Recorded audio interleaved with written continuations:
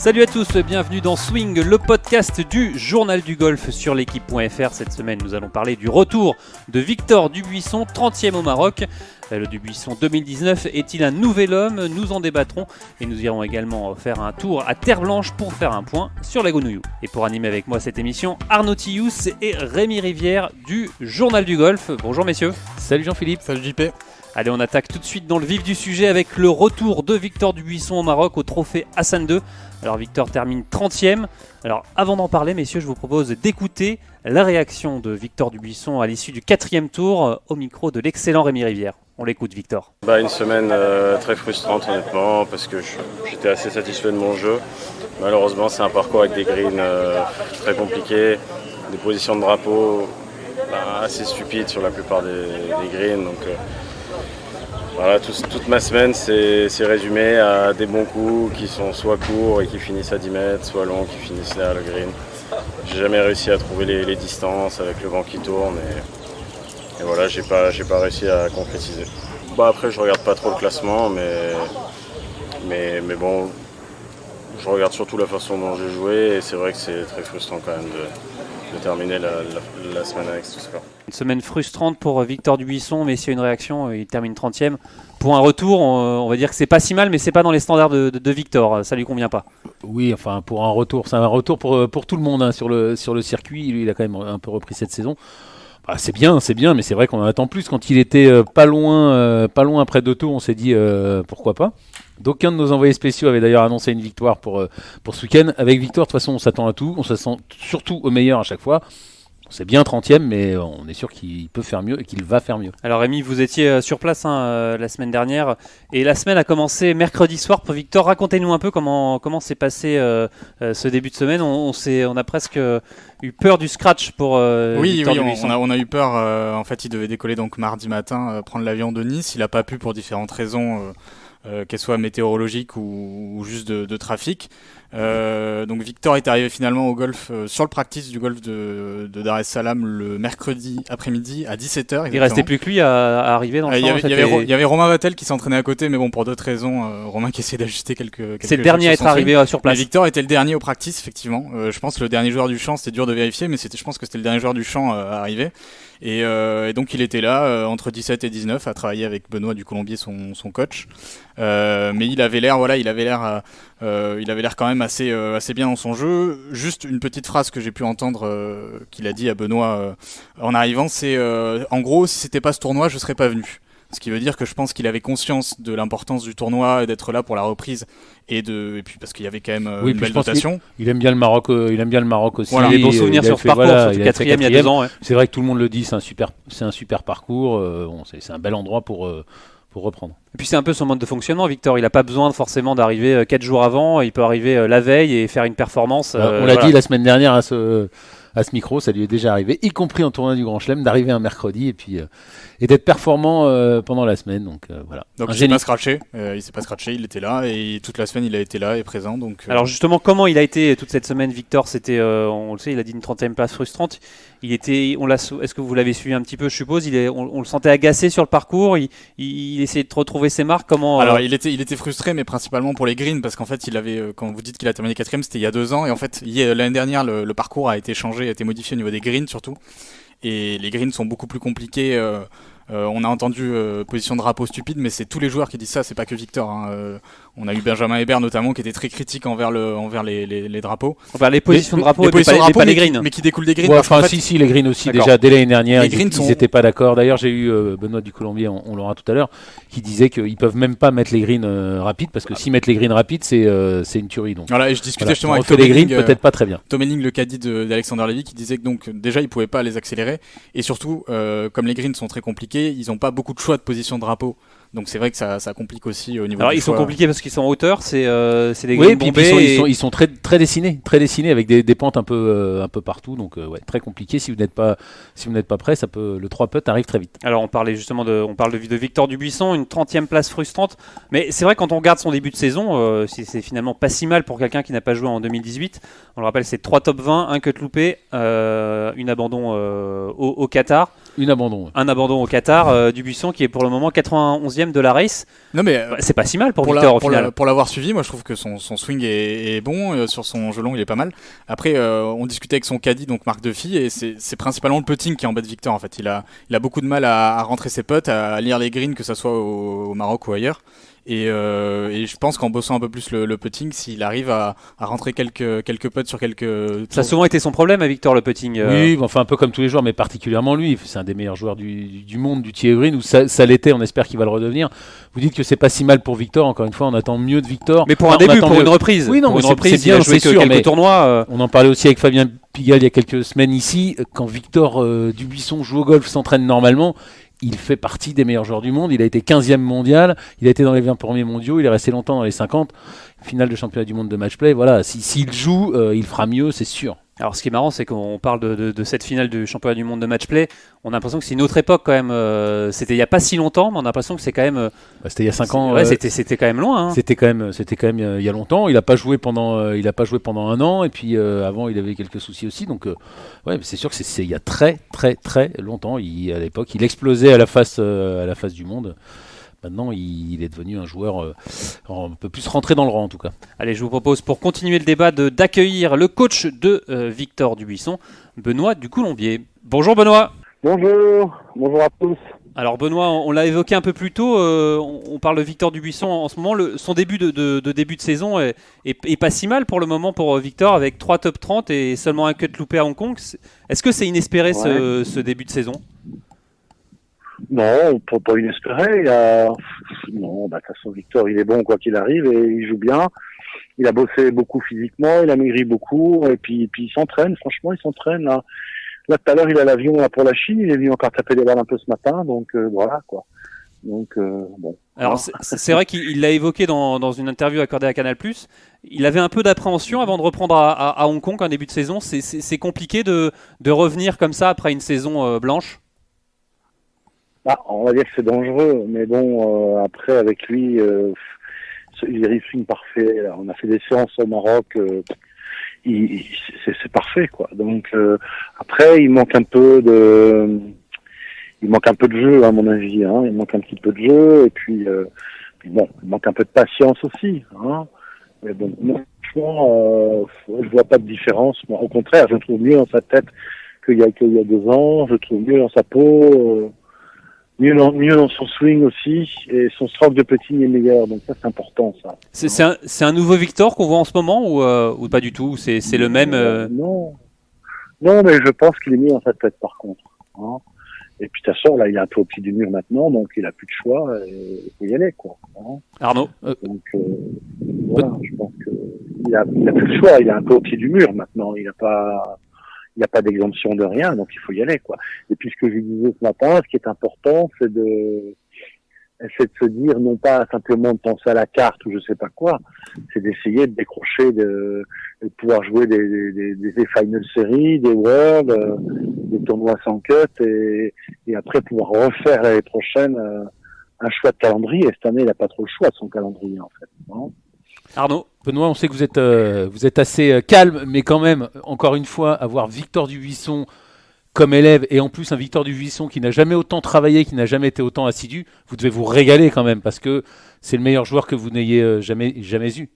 Ah, mais j'ai des très bons en ce moment j'ai des très très bons. Donc, oui, il est bon. Après, il a été 15e mondial, mais il n'a pas envie de la vie non plus d'un numéro mondial, alors que j'ai des joueurs qui ont peut-être plus envie d'aller haut, et j'ai des joueurs qui sont vraiment excellents en fait. Hein. Donc franchement, cette année, moi je me régale en fait. Hein. Alors justement, on parlait de Victor Dubuisson. Il le disait justement dans cette interview à Canal+. Il parle du golf plus comme un métier. Mais est-ce que vous le sentez quand même passionné par le jeu de golf malgré tout? Ah oui. Oui, Victor, il adore le golf, il n'y a pas de problème. Hein. Il adore ça. Oui, il adore ça. Il adore faire des parties, faire des scrambles. Il adore s'entraîner, il adore taper des balles. Non, franchement. Moi, je le trouve beaucoup mieux dans sa tête depuis un an. Hein. Depuis un an, je le trouve beaucoup mieux dans sa tête. Alors, il a besoin de faire un break aussi. Ouais, ce break lui a fait du bien, visiblement. Oui, moi je pense, oui. Ouais. Alors, Voilà. quelle sera la clé pour lui cette saison justement pour aller plus haut qu'une ligne maintenant? C'est quoi la clé pour lui? C'est la patience?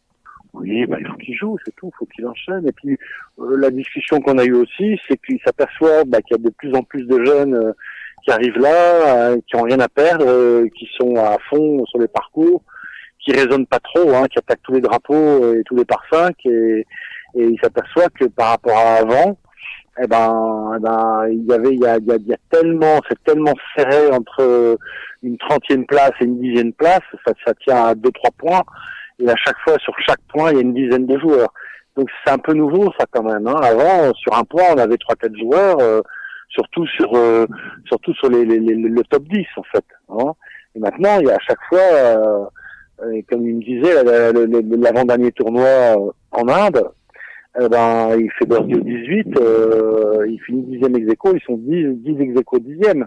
Il fait un point de plus, il finit 25e. Donc c'est très très très concentré en fait. Alors, une question juste sur Victor encore une fois. Est-ce qu'il a douté de son retour? Est-ce qu'il a eu besoin d'être rassuré? Il a douté ou pas à un moment? Il y a eu des phases un peu compliquées pour lui? Je sais pas, on parle pas de ces choses-là. Moi je parle que des choses positives. Tout ce qui est négatif, ça m'intéresse pas en fait. Arnaud? J'essaie de positiver tout le temps, donc les choses négatives, je m'intéresse pas en fait. Voilà. Benoît, pour conclure, vous avez dit qu'il avait amélioré son stroke de putting. Moi, c'est toujours quelque chose qui me fascine. Un joueur de haut niveau comme ça, comment on fait pour... Oui. Est-ce que c'est la partie la plus dure de votre métier, améliorer le putting des meilleurs joueurs européens ou du monde? C'est pas simple, c'est pas simple. Bon, après, Victor, il avait des faiblesses dans son stroke de putting, dans le chemin de son putter. Un coup, il a tapé au centre, un coup un peu en pointe, un coup, il retirait un peu le putter. Bon, ça s'est relativement bien amélioré, mais voilà, c'est tout. Mais bon, après, Victor, il suffit de lui dire une fois, ton putter, il change de plan, et puis après, il le fait plus. Puis c'est pas la peine de lui répéter. Donc, ce qui est bien, c'est que de se dire, à un moment, on est capable de passer un quart d'heure, une demi-heure, un petit win, et donc ça c'est intéressant. Et puis voilà, maintenant, moi j'ai passé l'âge de faire des concessions. De toute façon, à chaque fois que j'ai fait des concessions sur un joueur, sur quelque chose, on me paye cash derrière. Donc, même un cash au départ, je vais pas laisser passer quelque chose qui tiendra pas sous pression, en fait. La victoire cette année pour Victor, c'est possible et si oui, à quel horizon selon vous? Enfin, c'est difficile de dire ça, mais... J'ai aucune idée. Moi, je fonctionne pas comme ça. Moi, je fonctionne qualité de travail, quel point faible dans le jeu. Il faut pas qu'il y ait un maillon faible dans le jeu. Voilà, c'est tout. Et à ce moment-là, la victoire, je vous dis, avec tout le monde, tous les gars qui jouent bien, le monde qui a sur les tournois à faire des scores et des cuts à -3 et -4, ça, je n'ai aucune idée. Mais voilà. De toute façon, pour qu'il y ait victoire, il faut il faut titiller les premières places.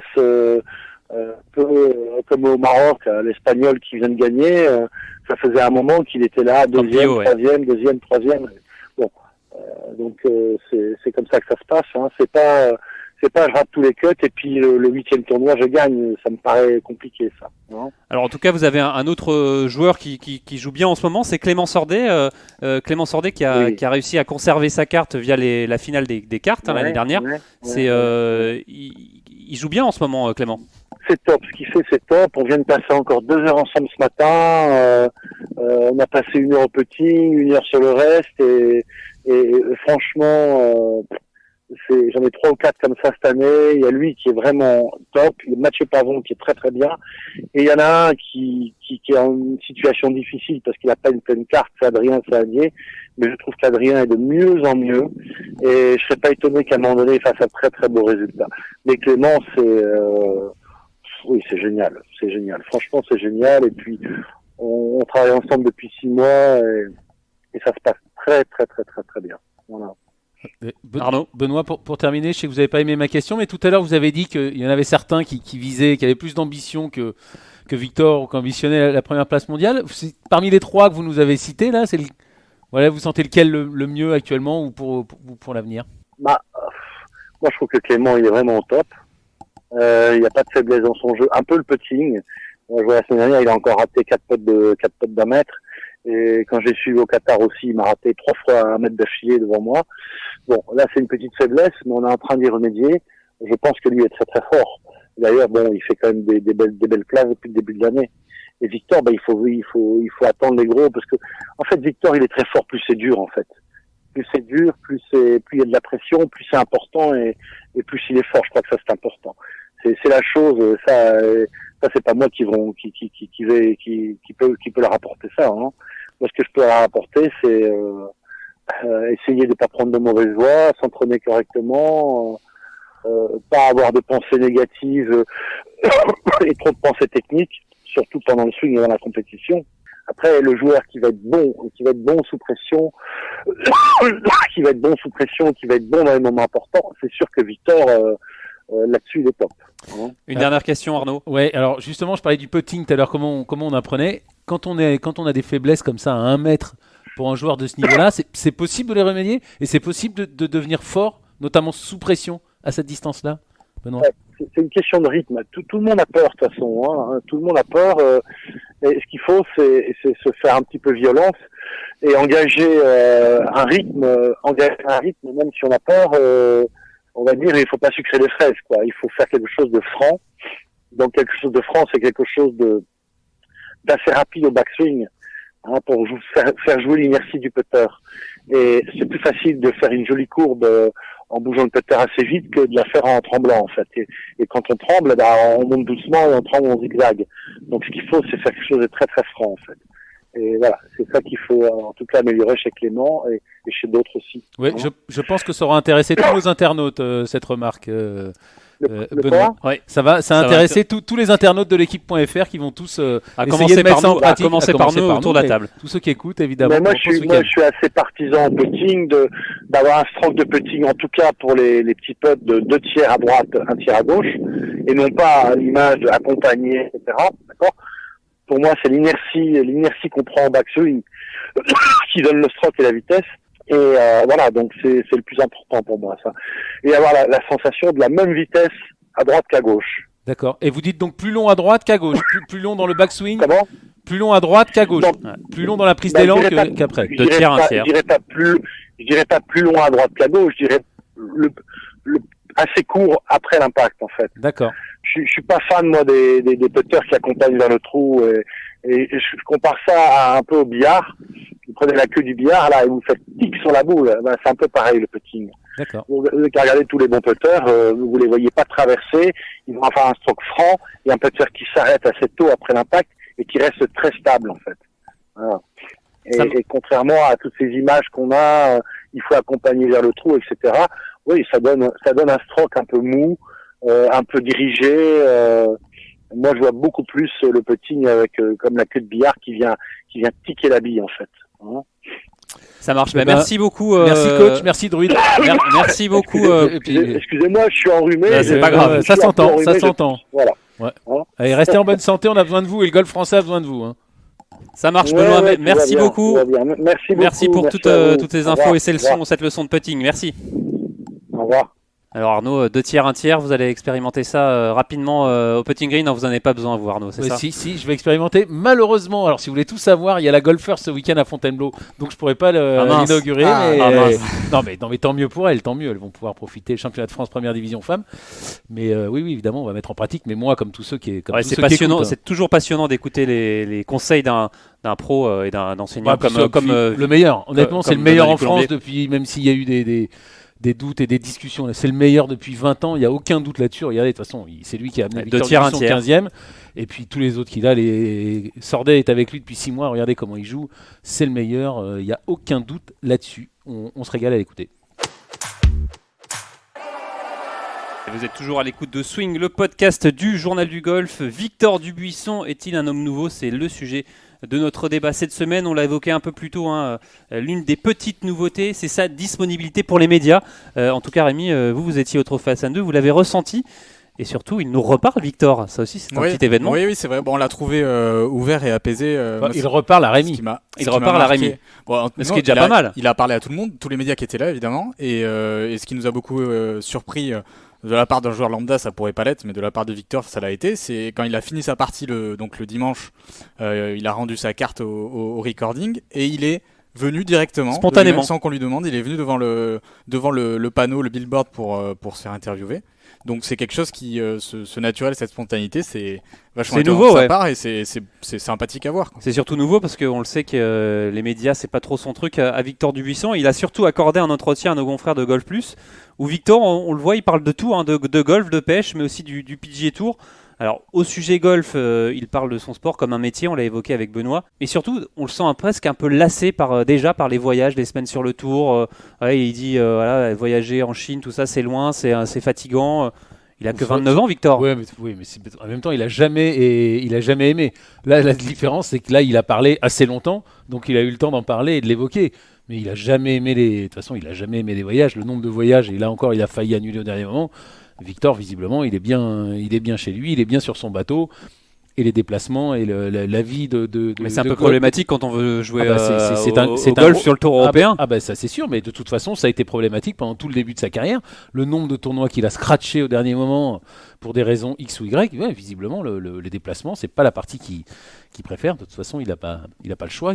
Ça fait partie du boulot. Surtout l'avion qui l'inquiète. C'est qu'il a été opéré des sinus l'année dernière et il a pas une phobie, mais il est un peu inquiété par l'idée de prendre l'avion. Et là effectivement depuis qu'il a son opération, je pense que ça doit être encore plus dur. Ouais. C'est comme ce joueur allemand qui déteste l'avion, j'ai oublié son nom. Exactement, qui déteste l'avion et qui du coup planifie sa saison. Planifié, parce que je crois il planifiait sa saison. Je crois qu'il a à l'époque disparu des radars forcément. Sur le Tour européen, en fonction des déplacements qu'il pouvait faire en voiture. Donc il terminait le tournoi le dimanche et il faisait la route le lundi, et était frais et dispo le mardi. Bref, un autre exemple de joueur qui n'est pas rassuré en avion. En tout cas, Victor, lui, il considère le golf comme un métier, mais il y a d'autres exemples comme ça. On se souvient notamment de Raphaël Jacquelin, qui lui à la base était passionné de foot, qui s'est mis au golf un peu, on va pas dire par contrainte, mais parce que voilà, blessé au genou, qui a dû se mettre au golf et qui a considéré... Kopka aussi, ouais. Brooks Koepka qui disait qu'il venait d'une famille fan de baseball et que voilà, le golf, il trouvait ça un peu ennuyeux. Alors voilà, comme Victor, finalement, Victor Dubuisson, on ne sait pas s'il trouve le golf ennuyeux. En tout cas, Benoît Ducolombier c'est un vrai passionné. Il adore jouer. Il aime moins s'entraîner, mais il adore jouer. Ça, Victor, on le sait que c'est sur le parcours qu'il aime s'entraîner, c'est sur le parcours qu'il aime jouer. Il y a ces fameux exercices où il joue avec 2 balles et il prend toujours la plus mauvaise.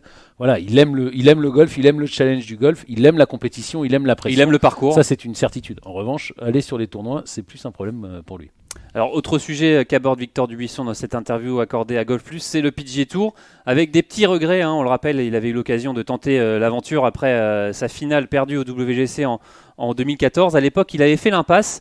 Il semble regretter un peu ce côté. Voilà, j'y suis pas allé. Si l'occasion se représentait, j'irais peut-être. Il y a été quand même. Il a joué. Il n'a pas joué toute la saison. Il n'a pas joué énormément. Il n'a pas joué énormément. Mais il bon. il aurait dit, j'avais une exemption sur le Tour européen. J'aurais pu tenter l'aventure. C'est facile d'avoir des regrets 5 ans après. Nous, on l'avait suivi dans le journal du golf, l'aventure de Nicolas Colsaert. C'est très particulier la vie aux États-Unis. Déjà que Victor, il a du mal à voyager. Il n'aime pas forcément la vie de golfeur professionnel. C'est sûr qu'aux États-Unis, c'était pas fait pour lui. Sur le PGA Tour, vous y croyez pas Je sais pas que j'y crois pas, mais j'y croirai quand je le verrai, parce que voilà, même s'il a la possibilité d'y aller, on verra encore. Et je suis persuadé qu'il s'installera. Enfin, je suis persuadé. Je pense qu'il ne s'installera pas là-bas ou qu'il ne s'installerait pas là-bas. Encore une fois, il a trop besoin de retourner chez lui, voir ses amis et voir son bateau. Et oui, surtout il a dit sa passion pour la pêche et pour la mer en général. C'est son moyen de s'évader à Victor, de penser à autre chose, de refaire ses parties, il le dit, sur son bateau avec ses amis. Alors, en tout cas, Victor, lui, on le suivra cette semaine en Chine pour le Volvo China Open. Vous le sentez bien, ce Victor, en Chine, au Volvo ? C'est toujours compliqué de faire un pronostic, mais il y a le voyage. Effectivement, tous les Français, enfin tous les joueurs du Tour qui font le voyage et qui arrivent là-bas. On sait qu'Alex Lévy est arrivé après sa victoire l'année dernière au Maroc. Il est arrivé en Chine cramé et il avait dit lui-même qu'il était fatigué. Alors apparemment, Victor partait ce mardi. Et Victor, donc s'il part ce soir et qu'il arrive, donc il y a quasiment une journée de voyage avec le décalage. Parce qu'on a vu des images de Mike Lorenzo Vera qui est déjà parti. Ils sont partis hier. Donc, après, chacun gère son emploi du temps. Surtout Victor. Exactement, un tournoi, c'est Alexander Lévy qui avait gagné en 2014. Le tournoi revient sur le parcours de la victoire d'Alexander Lévy. On sait jamais, peut-être que ça peut le relancer Alexander qui est un peu dans le dur en ce moment, encore un cut loupé au enfin, Maroc. Lui aussi, alors pour le coup, il revenait même peut-être encore plus que Victor depuis sa blessure. C'était peut-être pas, encore une fois, le parcours est compliqué. C'était peut-être pas le meilleur parcours pour se remettre dedans. On va attendre avec Alex, il est suffisamment fort. Lui aussi, il a prouvé pour que les bons résultats arrivent. Et Alex, il a bossé avec Sean Foley aussi pendant 3 semaines aux États-Unis, donc il ajustait quelques trucs physiques. Il digérait tout ce techniquement, travail. Voilà, il avait des choses à digérer, donc on va attendre aussi pour Alex. Allez, en tout cas, on suivra tous les Français cette semaine en Chine pour le Volvo China Open. Allez, vous êtes toujours à l'écoute de Swing, le podcast du Journal du Golf. On va parler golf amateur maintenant avec la Gounouillou qui se déroule depuis samedi dernier au golf de Terre Blanche. On le rappelle, c'est le championnat de France amateur par équipe. Aujourd'hui, mardi, c'est jour de demi-finale et déjà beaucoup de surprises. Pour en parler, je vous propose d'accueillir Sébastien Cachard-Berger en direct de Terre Blanche. Bonjour Sébastien. Bonjour Jean-Philippe, bonjour tout le monde. Alors déjà, racontez-nous un peu l'ambiance d'une Gounouillou quand on est en direct sur le parcours. C'est quoi, il y a du monde? Comment ça se passe? Il y a des gens qui encouragent Alors l'ambiance est très très particulière. Bon là, il faut savoir qu'on est à Terre Blanche. Terre Blanche est un très très beau golf, qui a une bonne équipe, qui a réussi à se maintenir. Mais c'est vrai qu'il n'y a pas énormément de monde. C'est un golf qui est un petit peu isolé dans les terres. Et il n'y a personne, Seb. Tout à fait une culture de club. Même si ça commence un petit peu, c'est tout récent encore, donc il n'y a pas énormément de monde autour du parcours. Vous ressentez la tension? Il y a une ambiance à part quand on regarde les matchs. Ça se passe comment? C'est quelque chose qu'on ne voit pas ailleurs, cette Gounouillou? Ouais, déjà c'est du match play, donc déjà c'est pas la même ambiance qu'en stroke. Il y a une vraie rivalité entre les joueurs. Il y a de la hargne, quoi. Donc on entend des cris un petit peu partout autour du parcours sur des putts rentrés importants. Ça monte d'ailleurs au fil des tours, quand c'est en début de partie, c'est modéré, c'est un point serré, puis quand on approche des trous 15-16, des fins de partie un peu sous tension, là ça crie un peu plus fort pour intimider l'adversaire. C'est très très sympa à suivre. Oui. Mais bon, ça reste une ambiance assez bon enfant quand même. Arnaud, ouais, Seb, pour intimider l'adversaire, non, je pense que c'est vraiment la tension, la rage. C'est vraiment la tension qui monte au fur et à mesure du parcours. Les joueurs calculent pas forcément le point serré. Effectivement, mais il y a de la tension effectivement et le soulagement quand on réalise un beau putt, mais bon voilà, quand on rentre un putt pour part, un petit peu sous pression et que l'adversaire a encore un putt un peu compliqué derrière, on crie peut-être un peu plus fort. En tout cas, c'est ce que je ressens, moi. Alors on annonçait justement l'équipe de Chantilly comme l'une des favorites pour cette nouvelle édition. Vous l'annonciez, Jean-Philippe. Alors l'équipe de Victor Verret est déjà passée à la trappe hier en quart. Je vous propose justement, avant d'avoir votre ressenti, Sébastien, d'écouter la réaction du capitaine de Saint-Cloud, tombeur de Chantilly. C'est un très gros coup, on va pas se mentir. C'est quand même un club qui ressort très souvent sur la coupe. Tous les départs, on voit bien qu'ils sont depuis les années 70 bien présents. Et puis récemment, toujours en demi ou en finale et victorieux. Donc non, c'est un très gros coup, bien sûr, avec des très très bons joueurs. Très bons joueurs. Meilleur français, plus 4 d'index, plus 3 d'index, du lourd, comme on dit. Alors on le disait, Sébastien, c'est une vraie sensation cette élimination de Chantilly dès les quarts de finale? Ouais, c'est une grosse surprise. Chantilly, c'est clairement partie des favoris. Ils étaient finalistes l'année dernière, ils avaient gagné il y a 2 ans. Ils sont toujours là, Chantilly, depuis 17 victoires en tout. D'années. Et puis là, ils avaient des super joueurs. Ils ont fait 3e de la qualif en plus, donc l'individuel. Les 2 premiers tours étaient 3e en stroke play. Et puis, et même contre Saint-Cloud en quart de finale, ils ont gagné les 2 doubles, donc ils étaient super bien partis. Puis ils se sont effondrés l'après-midi en simple. Ou alors c'est Saint-Cloud peut-être surtout qui a fait la différence, qui a gagné les 4 premiers simples. Donc c'était plié, c'est une vraie remontée. On va pas utiliser le mot espagnol qu'on n'aime pas trop. Exactement. Côté grosse sécurité, justement, l'équipe de Labouli aussi, surprise, qui descend en 2e division. C'est un petit événement aussi? C'est un gros événement. Ouais, gros événement. Labouli, pareil, c'est comme Chantilly, c'était les deux équipes. 17 victoires également. Ouais, et bon là, c'est vrai que c'était l'année où on savait que de toute façon pour la victoire, c'était pas pour eux cette année parce qu'il leur manquait leurs 3 meilleurs joueurs au mérite amateur et les 3 meilleurs étaient pas là. Ils ont 2 super joueurs qui sont passés pro l'année dernière, qui étaient Pierre Pinault et Frédéric Lacroix. Et il leur manquait aussi Hugo Rouillon, que vous avez eu la semaine dernière au téléphone, qui était blessé. Et donc voilà, donc ils sont complètement passés à côté de la qualif. Je crois que Franck Lorenzo Vera, leur coach, était assez furieux. Et puis en barrage, ils étaient contre Bordelac et ils n'ont pas vraiment existé. Ils ont perdu 3,5 à 1,5, donc ils sont passés complètement à côté de leur semaine. Ouais, donc dur. Hein. Et pendant ce temps, Biarritz, toujours dans la course pour conserver son titre. Ils sont au-dessus du lot, les joueurs de Biarritz? Au-dessus du lot, je pense pas.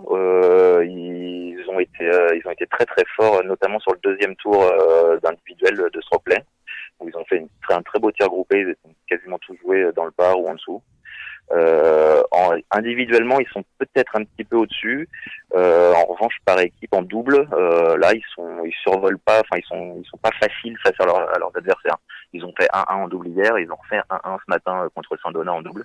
Donc, donc c'est pas facile non plus pour eux, non. Allez, je vous propose justement d'écouter Antoine Auboin, le joueur de Biarritz. D'avoir gagné l'année dernière, c'était énorme parce que ça faisait un moment que Biarritz n'avait pas gagné.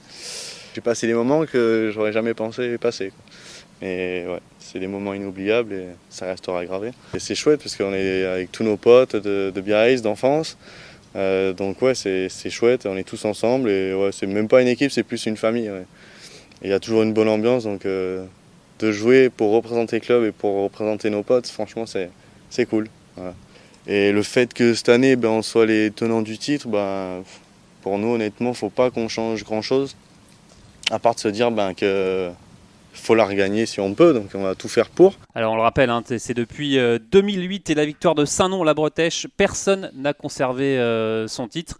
Le record est de 6 victoires d'affilée obtenues par la Boulie entre 1987 et 1992. Allez Sébastien, à vous de vous quitter, un petit prono pour la victoire finale. Biarritz peut conserver son titre, c'est possible? Ouais, moi je vous aurais bien mis Biarritz effectivement vainqueur. Après, je suis en train de suivre ce qui se passe en demi-finale là contre Saint-Donat et c'est pas du tout facile pour les Biarros là. Pour l'instant, dans les simples, Saint-Donat est très bien dans les simples. Il y en a 2 qui sont quasiment acquis pour Saint-Donat. Donc ça va pas être facile pour Biarritz. Biarritz qui avait gagné la qualif, je ne sais pas si vous l'avez dit Jean-Philippe. Non, c'est bien de le préciser. Tout à fait. Ils ont gagné, ils avaient un coup de moins que Bussy qui est dans l'autre demi-finale. Ça marchait bien. Merci beaucoup Sébastien pour nous avoir répondu en direct de Terre Blanche. On vous laisse poursuivre cette Gounouillou 2019. On rappelle que vous travaillez pour la Fédération Française de Golf qui organise un live. Ça, vous suivez en live cet événement. Racontez-nous oui, tout à fait. Racontez-nous en live et je vous invite à regarder d'ailleurs demain. Il y aura toute la finale sera en live sur Facebook notamment en vidéo. Donc on vous invite évidemment à regarder ça. Est-ce qu'il y aura vos commentaires, Sébastien? Et il y aura notamment mes commentaires. On va regarder alors. Et on va peut-être le reprendre sur l'équipe.fr, sur le Facebook du Journal du Golf, le live. C'est peut-être ou c'est sûr? C'est nous qui allons le décider. Ok, c'est parti. Merci beaucoup Sébastien de toutes ces infos. Et puis bonne fin de Gounouillou. Merci beaucoup, au revoir messieurs. Salut Seb. Arnaud, cette fin de cette Gounouillou, c'est toujours sympa de voir cette lutte entre les clubs. On le disait la semaine dernière, c'est le match play, c'est ça qui est fabuleux. Il y a eu les qualifs, mais bon, une fois que c'est terminé, tout repart à zéro ou presque. Il y a des surprises, encore une fois, en plus on n'en voit pas souvent du match play. Là, c'est une mini Ryder Cup, il y a des rebondissements à chaque trou, encore une fois, à chaque parcours, chaque match. C'est top, et puis la Fédé fait bien les choses, donc grâce à Seb et tous les autres. Et c'est vrai qu'on peut suivre en direct et puis en intégralité, surtout en vidéo, cette compétition qui est pas très mais je refais. C'est vrai qu'on peut suivre cette Gounouillou en vidéo et c'est plutôt sympa de voir ces émotions. Vous l'avez dit, un peu comme une Ryder Cup chez les amateurs. En tout cas, on va suivre ça avec passion.